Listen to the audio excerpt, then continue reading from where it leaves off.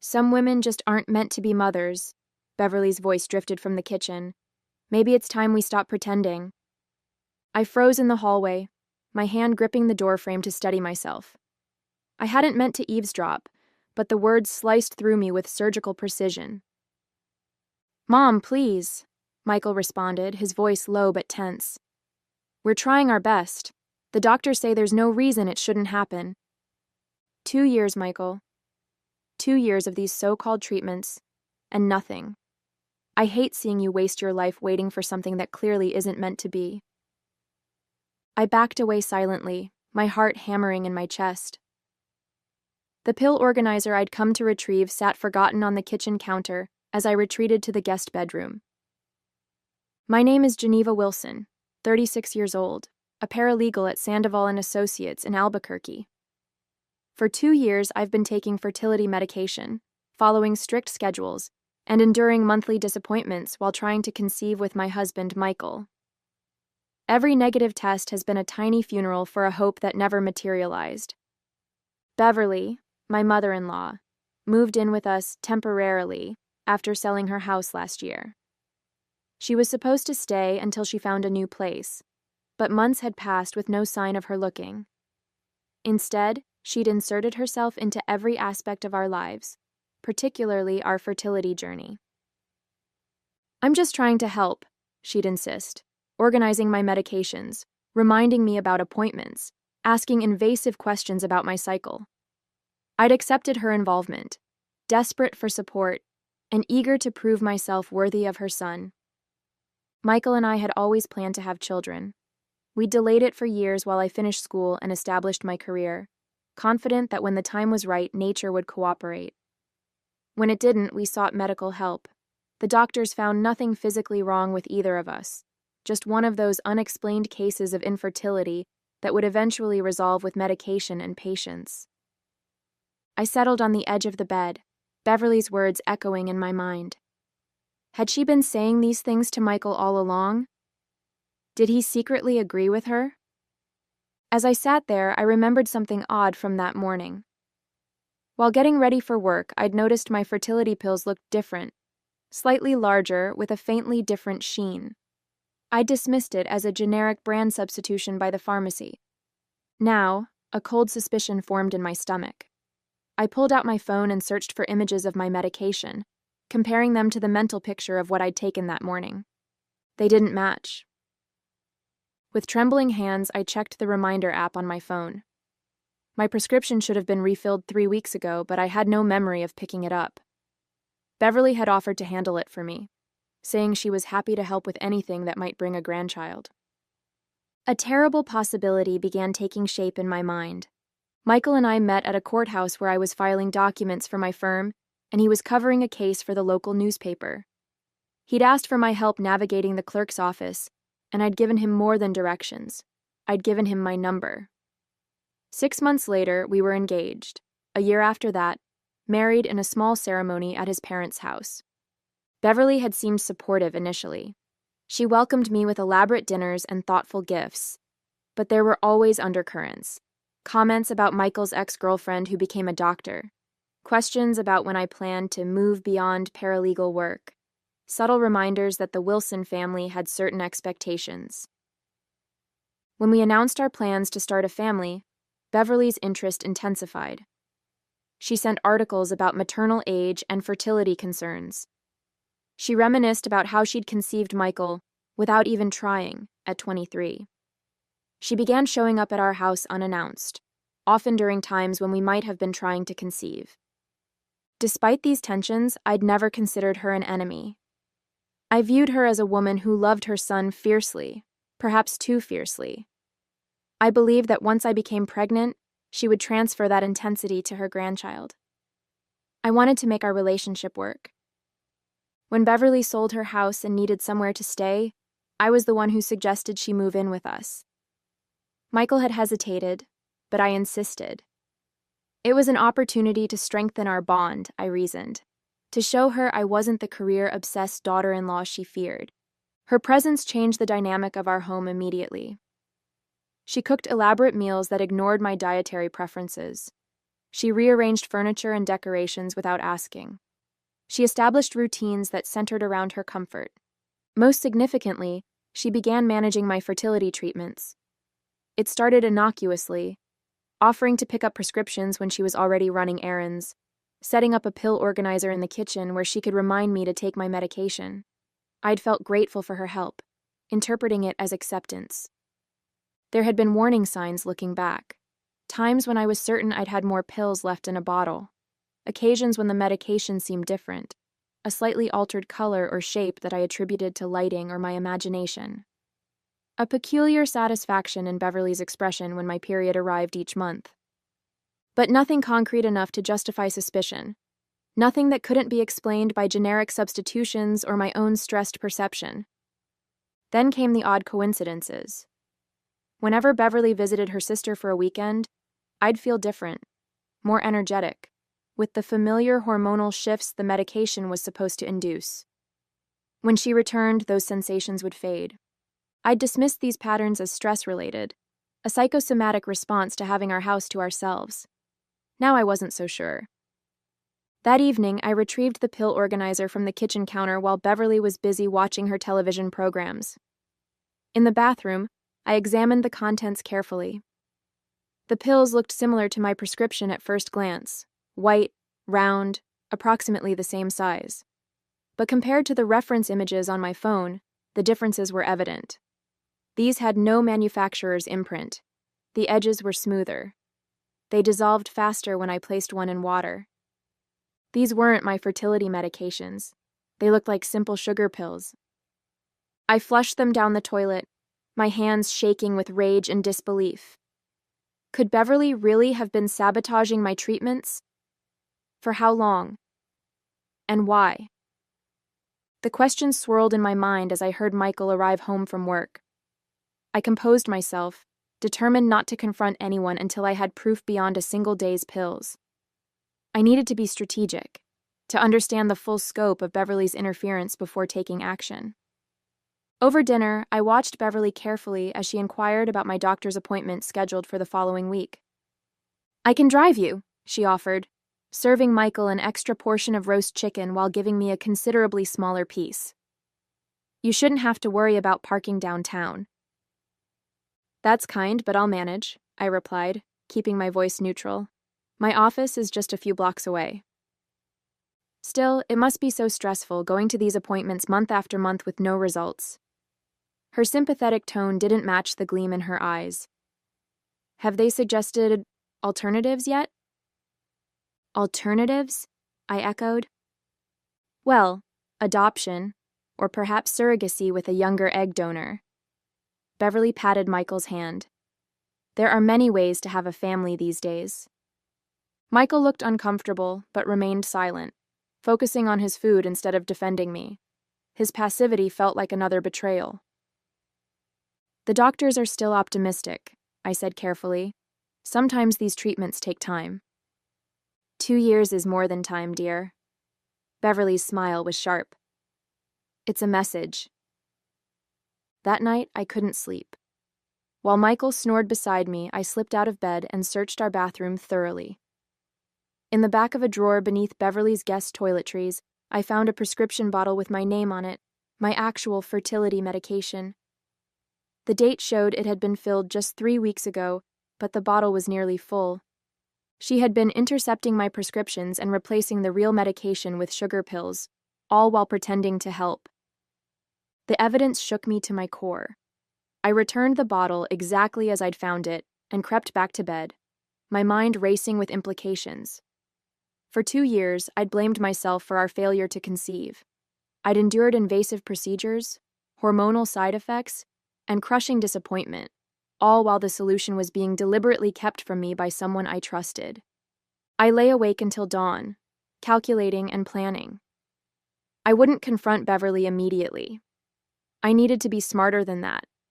I needed to understand if Michael was complicit or merely oblivious. And most importantly, I needed to secure access to my real medication without tipping my hand. The game had changed. And Beverly had no idea I was now playing.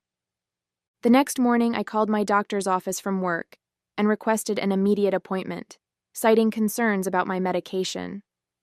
When the nurse asked what prompted my visit, I kept my explanation vague, just enough to secure a same-day slot during my lunch break. Dr. Patel greeted me with her usual warm efficiency. "Geneva, this is unexpected. Is everything all right?" I closed her office door and took a deep breath. I need to know if it's possible someone has been replacing my fertility medication with sugar pills. Her expression shifted from surprise to concern. "That's a serious allegation. What makes you think this might be happening?" I explained my discovery, showing her photos of the pills from my organizer compared to images of the actual medication. Dr. Patel examined them carefully, her frown deepening. "These do appear different," she agreed.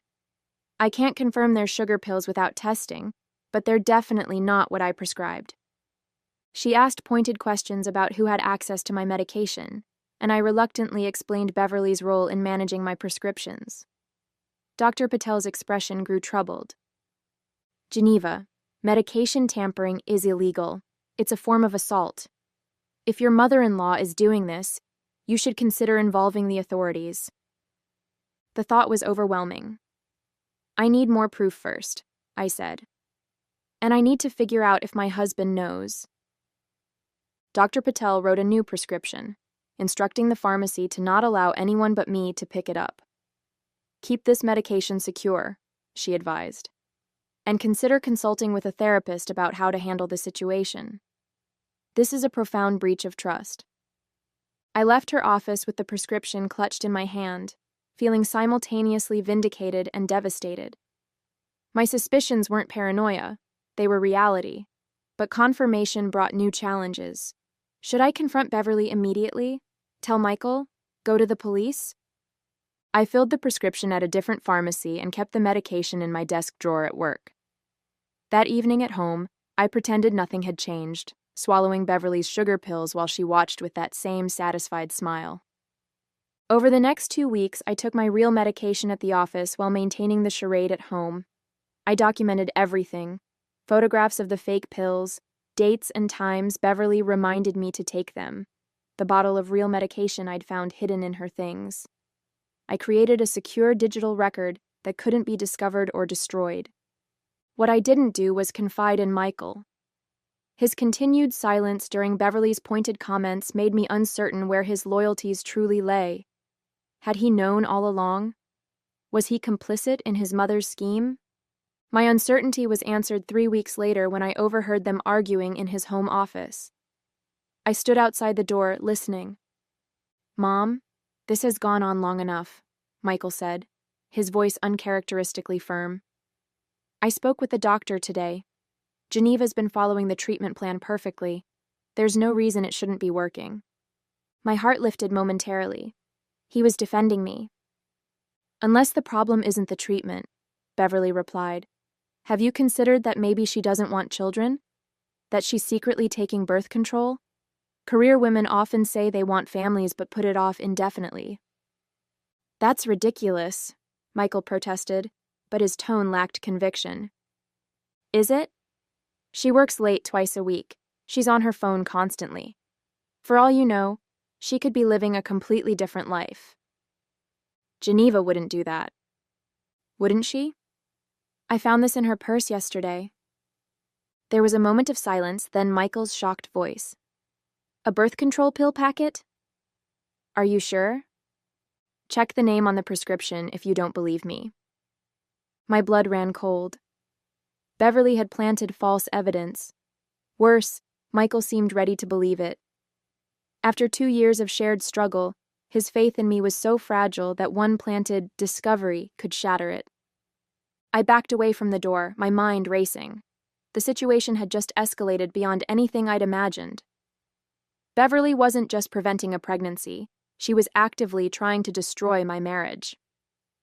That night, Michael confronted me in our bedroom, his expression a mixture of hurt and anger. "Is there something you want to tell me?" he asked, holding up a birth control pill packet with my name on it. I stared at the packet, momentarily speechless. It looked authentic. a standard prescription with a label from our regular pharmacy. Beverly must have gone to extraordinary lengths to create this forgery. That's not mine, I said finally. I've never seen it before. It has your name on it, Geneva. Mom found it in your purse. And you believe her? I asked, my voice rising. Your mother went through my personal belongings, produced something I've never seen before, and you're taking her word over mine? Michael faltered slightly. I don't know what to believe anymore. 2 years of treatments with no results. The doctors say there's no medical reason it's not working. So you think I've been sabotaging our chances? Why would I do that? Why would I put myself through the appointments, the side effects, the monthly disappointment? I don't know, he exclaimed. Maybe you changed your mind about wanting children. Maybe you're afraid of how it will affect your career. People change, Geneva. The irony was almost unbearable. While I'd been discovering Beverly's betrayal, she had been setting up a counter-narrative that painted me as the deceiver. And Michael, the man who had promised to stand by me through everything, was ready to believe the worst. Michael, look at me, I said, fighting to keep my voice steady. I have never taken birth control behind your back. I want a child, our child, more than anything. He studied my face, uncertainty written in his features. Then how do you explain this? He gestured to the pill packet. I made a split-second decision. I couldn't tell him about Beverly's medication tampering, not yet. If he repeated my accusations to her, she might destroy the evidence I'd collected. I can't explain it, I said carefully. But I swear to you, it's not mine. Someone is trying to come between us.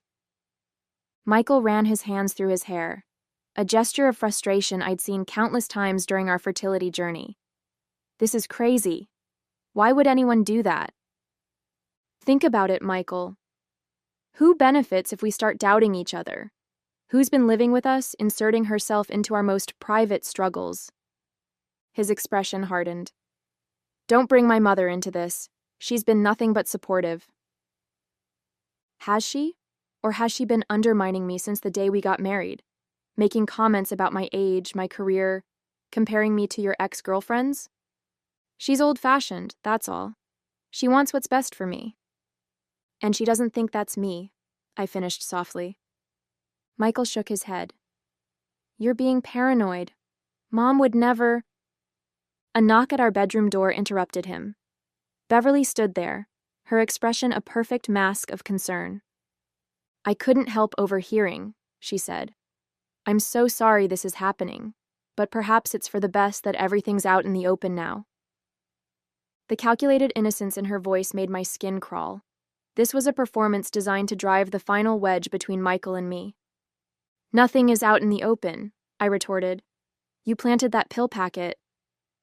Beverly's eyes widened with practiced shock. Why would I do such a thing? Michael, can you believe what she's accusing me of? Michael looked between us, clearly torn. In that moment, I realized the true extent of Beverly's manipulation. She'd been working on him for months, maybe years, planting seeds of doubt about my commitment, my honesty, my worthiness as his wife. I think we all need some space, he said finally. Geneva, maybe you should stay with a friend for a few days until we figure this out. The betrayal was complete. Beverly had succeeded in turning Michael against me, in making me the outsider in my own marriage. As I packed an overnight bag with shaking hands, I understood that everything had changed. This wasn't just about having a baby anymore. This was war. I checked into a hotel that night, my mind racing with plans and contingencies. The next morning, I called in sick to work and visited my gynecologist again, requesting a full workup including a blood test that would show whether I had any birth control hormones in my system. Dr. Patel arranged for expedited results, understanding the urgency of my situation.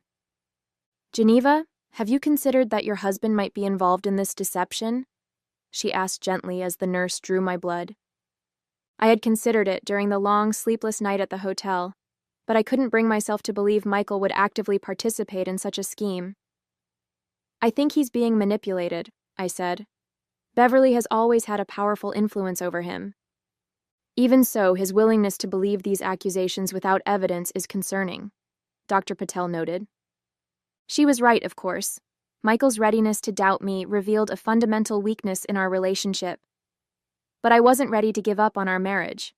Not until I understood exactly what had been happening in our home. The blood test results came back 2 days later, confirming no trace of birth control hormones in my system. Armed with this medical evidence, I decided it was time to retrieve the real fertility medication I discovered in Beverly's drawer. If I could present both the blood test results and the hidden pills to Michael, perhaps he would finally see the truth. I returned to our house while Michael was at work, using my key to enter quietly. Beverly's car wasn't in the driveway, which I took as a fortunate sign. Moving swiftly to the guest bathroom, I opened the drawer where I'd found my medication, only to discover it was empty. A quick search of the entire bathroom yielded nothing. Beverly had moved the evidence. I expanded my search to her bedroom, carefully checking drawers and closets, while ensuring everything remained exactly as I found it. Nothing. As I was about to give up, I noticed her bedside table drawer was slightly ajar. Inside was a journal, Beverly's handwriting clearly visible on the pages. I hesitated, knowing I was crossing a line by reading her private thoughts. But she had crossed far more significant lines with her actions. The journal entries confirmed my worst suspicions.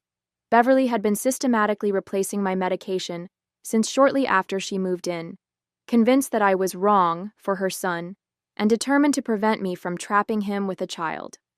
More disturbingly, she'd begun suggesting to Michael that we consider divorce, positioning herself as the supportive mother who only wanted his happiness. I took photos of the relevant pages with my phone, careful to replace the journal exactly as I'd found it. As I was closing the drawer, I heard the front door open. "Hello? Is someone here?" Beverly's voice called from the entryway. I froze, frantically scanning the room for a place to hide. The closet was too obvious, under the bed too exposed if she entered. The ensuite bathroom was my only option. I slipped inside just as Beverly's footsteps approached her bedroom. Through the crack in the door, I watched her enter, glance around suspiciously, and then check her bedside drawer, the very one I'd just been searching. She opened the journal, examining it carefully as if checking whether it had been disturbed. Apparently satisfied, she locked the journal in the drawer and removed the key, placing it on a chain around her neck. Then she retrieved her phone and made a call. "Michael? It's Mom. You'll never believe what I just found in Geneva's things. Printouts of sperm donor profiles. I think she was planning to get pregnant without telling you it wasn't your child." My heart pounded so loudly I was certain she would hear it. Another fabrication, another attempt to destroy Michael's trust in me. But this lie had given me an unexpected opportunity. Beverly was leaving the house again, heading to Michael's office to show him this evidence. The moment I heard the front door close, I emerged from hiding, my mind racing with a new plan. Beverly had revealed her playbook, and now I knew exactly how to counter it. 3 weeks later, Beverly called a family meeting at our house. Michael had returned home after a week, apologetic and confused. The blood test results had forced him to question Beverly's claims, though he remained uncertain about who to trust. We existed in an uneasy truce, sleeping in separate rooms while trying to navigate the fractured landscape of our marriage. Beverly, sensing her influence waning, had escalated her campaign. She invited Michael's siblings, their spouses, and several family friends to what she described as an intervention for Michael's marriage. I knew what she was planning. The journal entries I'd photographed detailed her intent to publicly announce my barrenness as grounds for Michael to divorce me, positioning herself as the concerned mother who only wanted her son to have the family he deserved. What she didn't know was that I'd been taking my actual fertility medication for over a month now, retrieved from my secure workplace and administered properly, and I'd received news that would dismantle her scheme entirely. The living room was tense as family members arrived, casting curious glances between Michael and me. Beverly orchestrated the seating arrangements to place herself at the center, with Michael beside her and me slightly apart. "Thank you all for coming," she began gravely. I've asked you here because I'm deeply concerned about Michael and Geneva's situation. After years of trying, it's become clear that Geneva cannot provide the family Michael has always wanted. Murmurs of sympathy rippled through the room as Beverly continued, her voice dripping with false compassion. Some women aren't meant to be mothers, and I believe it's time we acknowledge this difficult truth. Michael deserves a chance at fatherhood before it's too late. The room fell silent as all eyes turned to me. Beverly's expression was triumphant, certain she had orchestrated my ultimate humiliation. I smiled calmly and reached into my purse, retrieving an envelope. Oh, right, I almost forgot. I placed the envelope on the coffee table. I have some news to share with everyone. Beverly's face paled as I opened the envelope and removed the ultrasound image, passing it to Michael first. His eyes widened, darting between the photo and my face in disbelief. Are you? He stammered. 10 weeks pregnant, I confirmed, my voice steady despite the emotion swelling in my chest. Dr. Patel confirmed it last week. We're having a baby, Michael. The room erupted in confused congratulations as the ultrasound made its way around the circle. Beverly snatched it when it reached her, studying it as if searching for evidence of forgery. This is impossible, she hissed. You can't be pregnant. Actually, I can, I replied. Once I started taking the real medication instead of the sugar pills you'd been substituting, conception happened rather quickly. A shocked silence fell over the room. Beverly's face contorted with rage and panic. What are you talking about? That's absurd. Is it? I turned to address the gathered family. Beverly has been replacing my fertility medication with sugar pills for nearly 2 years. She hid my real prescriptions, created false evidence to make Michael doubt me, and deliberately sabotaged our attempts to start a family. I retrieved my phone and displayed the photos of Beverly's journal entries, passing it to Michael first. His expression shifted from confusion to horror as he read his mother's words in her own handwriting. Mom? He whispered. Is this true? Beverly stood abruptly, knocking over a glass in her haste. This is all a fabrication.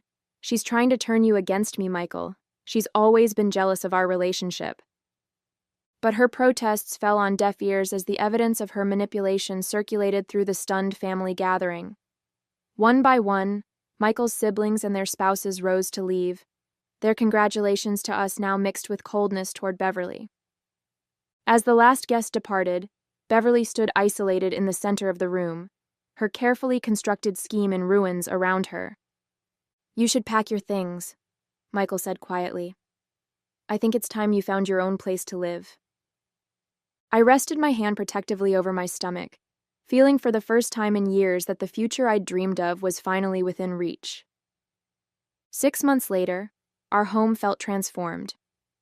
Beverly had moved to a senior living community across town, her attempts to reconcile with Michael rebuffed until she agreed to therapy. The spare bedroom that had been hers was now a nursery, walls painted a soothing sage green, filled with books and toys gifted by friends and family who had rallied around us after learning the truth. Michael and I had attended counseling together, rebuilding the trust that Beverly had so methodically dismantled. It wasn't easy. There were difficult conversations about his willingness to believe the worst of me, about the dynamics of his relationship with his mother, about the boundaries we needed to establish going forward. But each session strengthened our foundation, preparing us for the family we were about to become. Dr. Patel continued to monitor my pregnancy with special attention, given our history. Everything looks perfect, she assured me during my latest checkup. After everything you've been through, you deserve this happiness, Geneva. I had kept my job at the law firm, though I planned to take a generous maternity leave when the baby arrived. My experience had inspired me to help create a new policy at work, supporting employees undergoing fertility treatments, providing flexible scheduling and confidential resources. The most profound change, however, was internal. The woman who had endured Beverly's manipulation in silence, who had blamed herself for failures that were never her fault, had been replaced by someone stronger and more certain. I had discovered my capacity to fight for what mattered most, to gather evidence, to strategize, to prevail against someone who wished me harm. As I felt our daughter kick beneath my palm, a strong, insistent movement that seemed to announce her readiness for the world, I smiled. Some lessons come at a high price, and Beverly had paid it in full.